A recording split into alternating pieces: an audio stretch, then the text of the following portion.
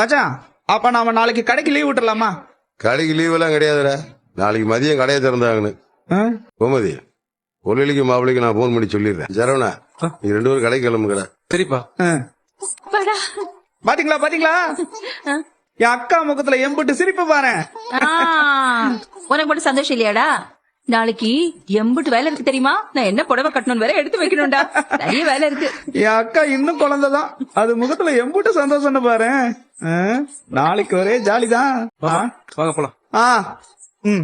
தரமா முன்ன போறோம். சரிங்க சித்தப்பா. மயிலு, நாளைக்கு யார் மண்டையெல்லாம் உடைய போகுதுன்னு தெரியல. 75வது பிறந்த நாள் அத்தைக்கு மறக்க முடியாத பிறந்த நாளா இருக்கும்னு நினைக்கிறேன்.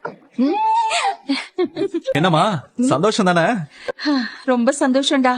நீ என்ன அமைதியா இருக்க? எனக்கு என்ன சொல்றதுனே தெரியும். கோபதி அம்மாவோட 75வது பிறந்த நாளை கொண்டாடணும் அப்படின்னு எல்லாருமே ஆசைப்படுறாங்க. 2 குடும்பமும் சேர்ந்து கொண்டாடலாம் அப்படிங்க. கதிரோட அப்பாவும் இதுக்கெல்லாம் நாங்கள் ஒத்துக்க மாட்டோம் அப்படிங்கிறாங்க. கதிர் நல்ல ஒரு மாதிரி நடிக்கிறனால உங்கள் அப்பா கிட்ட, அப்பா நீங்கள் ஒத்துக்கோங்க, இதுங்களை இந்த விசேஷத்தை வச்சு ஒரு வழி பண்ணிடலாம் அப்படிங்கிறாரு. சரிடா நீ சொல்கிறேங்கிறதுக்காக நான் ஒத்துக்கிறேன் அப்படிங்கிறாரு.